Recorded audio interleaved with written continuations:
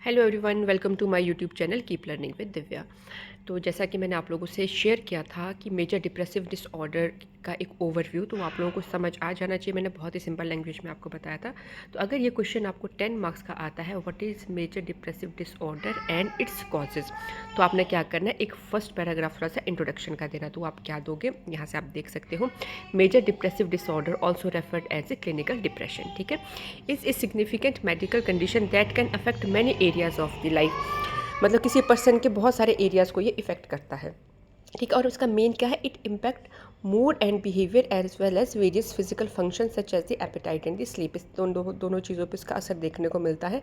वो टाइप्स में पता चला है, किसी में भूख ज़्यादा लगेगी, किसी में भूख कम लगेगी, किसी में नींद ज़्यादा आएगी, किसी में नींद कम आएंगी, ठीक है। People with depressive disorder often lose in the activity they once enjoyed. ये मैंने आपको कहा था कि जो एक्टिविटीज़ पहले उस पर्सन ने की होगी, बाद में ना उसका उसमें इंटरेस्ट ही नहीं रहेगा, ठीक है। और उसको अपनी एवरीडे लाइफ की जो एक्टिविटीज़ है उसमें भी प्रॉब्लम आएगी। Occasionally they may also feel as life is not worth, उसकी जो अपना वर्थलेस अपने आप को, मतलब लाइफ को ही फील करेगा कि क्या जीवन में क्या रखा है, कुछ नहीं। तो जहाँ पे भी डिप्रेशन, डिप्रेसिव ये सब चीज़ें आएंगी ना, मतलब डिप्रेशन वाला डिसऑर्डर तो आएगा, उसमें सबसे बड़ा ये कि लो एस्टीम और लाइफ को वर्थलेसनेस, ठीक है। अब ये इंट्रोडक्शन आप दोगे, उसके बाद आप इसकी टाइप्स दोगे। टाइप में हमने पढ़ा था, first is atypical depression, include symptom like, कैसे सिम्टम, इसके not for sleep, increase appetite, weight gain.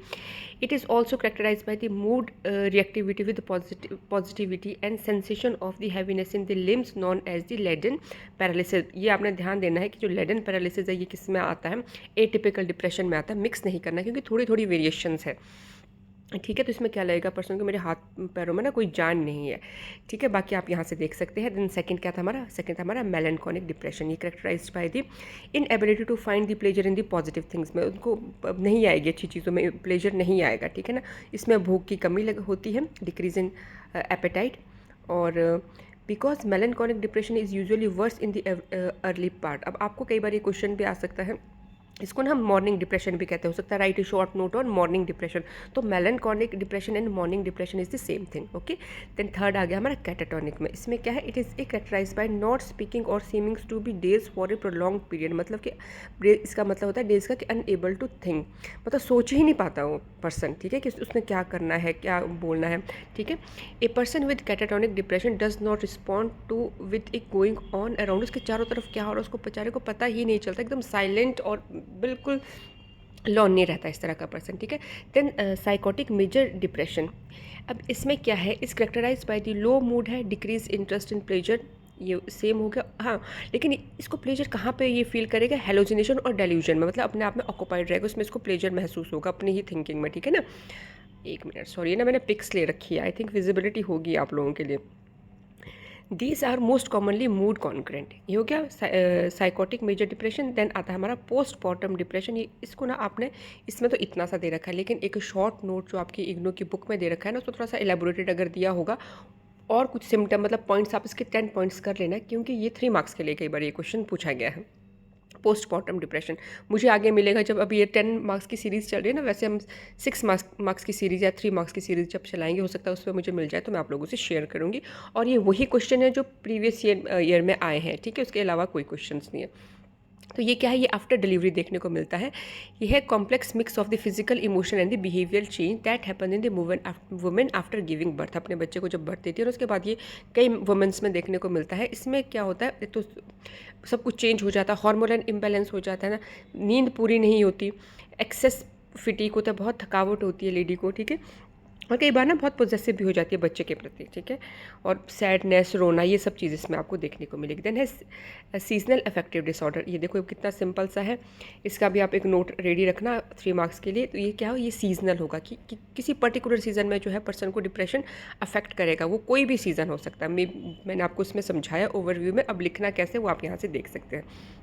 अब इसके causes of the major depressive disorder 10 marks के लिए इस तरह से पूछा गया। तो आपने research suggested that combination of the genetics का, biological, environment and the psychological factor play role in the depression. ये ऑलमोस्ट ना सभी में ही कॉजेज और ट्रीटमेंट सेम से ही है, ठीक है। एक मिनट, ये आ गया, हाँ। Researchers shows that the risk of the depression results from the influence of the multiple genes acting together with the environment factor. This is called the stressed vulnerability model, ठीक है, ये जो जिसके लिए हमारे जो है जीन्स रिस्पॉन्सिबल है। तो ये जेनेटिकली भी डिपेंडेंट है। और उसके बाद क्या है, फैमिली हिस्ट्री से होता है ना, किसी पेरेंटर को डिप्रेशन हो, ज़रूरी नहीं है, हो सकता है बच्चों में उस तरह की जीन्स हो डिप्रेशन वाले, लेकिन अगर उसको एनवायरनमेंट अच्छा मिल जाता है, उसके सर्कमस्टांसेस सही रहते हैं, तो ज़रूरी नहीं है कि बच्चे को डिप्रेशन होगा ही होगा, नो।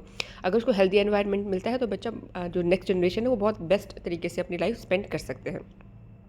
और अगर उसको वाइस वर्सा, अगर मान लो उसको सिम्टम तो ऑलरेडी है ही है, और लेकिन आपको सिचुएशन, उसको वर्स्ट सिचुएशन मिलेगी, तो डेफिनेटली, तो क्या अगर नेगेटिव सिचुएशन उसके सामने आ जाती है तो वो क्या हो जाएगा, वो हमारे जीन्स जो है वो अपना नेगेटिव इफेक्ट दिखाना शो कर देंगे, और पर्सन जो है, जो बच्चा है, वो जो है डिप्रेशन में चला जाएगा, ठीक है। तो जेनेटिक्स और environment both play very important role in stress, ठीक है।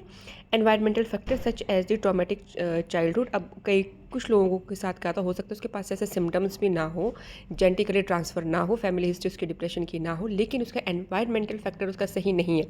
मान लो बचपन में उसने कुछ ऐसा इंसिडेंट्स देख लिया, अपने पेरेंट्स को खो दिया, या कोई ट्रॉमा हो गया, किसी का डिवोर्स हो गया, किसी अपने लव्ड वन की डेथ होगी, ये सब चीज़ें भी क्या कर लेती है, ये हमारा एनवायरमेंटल फैक्टर है पर्सन को डिप्रेशन में लाने के, ठीक है। Then many scientist believe that the cause in the biology such as an imbalance in the brain chemical, especially serotonin, है ना, और द न्यूरो पेनेफेरिन, ठीक है।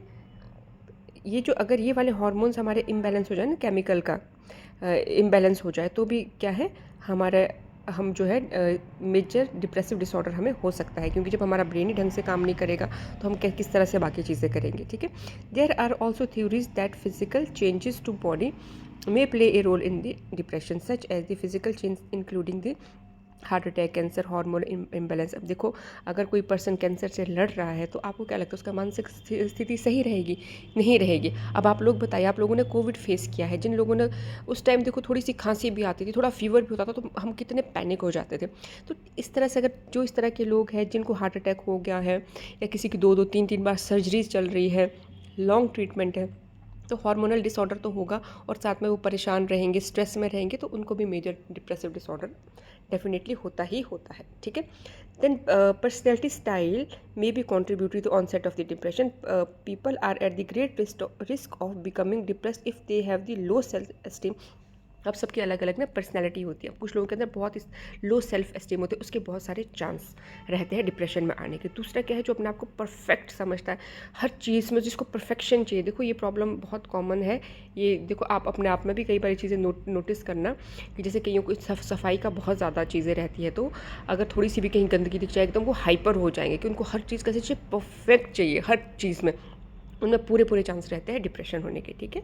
Some time depression is associated with general medical illness, drinking too much. अगर कई बार कुछ आपकी इस तरह से मेडिसिन ले ली है, कोई ड्रग्स ले ली है, कोई ज़्यादा ड्रिंक कर ली है, तो उन सब चीज़ों से भी ये पूरे चांसेस होते हैं आपके डिप्रेशन में जाने के। तो ये आई थिंक आप लोगों को अब ये समझ आ गया होगा। मार्क्स के लिए आता है, तो this is more than sufficient. आप इतना मटेरियल लिखिए, बाकी आप अपनी लैंग्वेज में भी बना के कुछ भी लिख सकते हो जब आपको नॉलेज होती है। तो thanks for watching and supporting my channel. जल्द ही लेके आती हूँ मैं प्रीवियस ईयर कोई क्वेश्चन इंपॉर्टेंट। सो जल्दी मिलते हैं नेक्स्ट वीडियो के साथ। So thank you.